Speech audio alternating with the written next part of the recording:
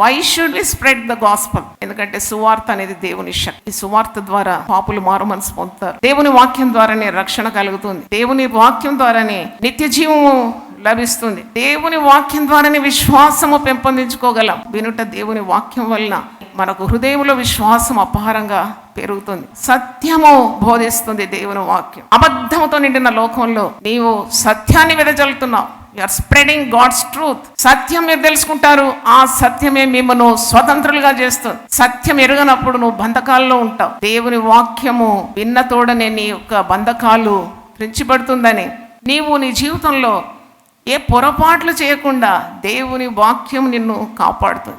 The more you spread the gospel, the more you enlighten the people about God's word. We can expect people to walk in the right way. అంటే క్రమ పద్ధతిలో జీవితము జీవించడానికి వారు అడుగులు జారకుండా దేవుని వాక్యం వారి పొరపాట్లను ఎత్తి చూపెడుతుంది.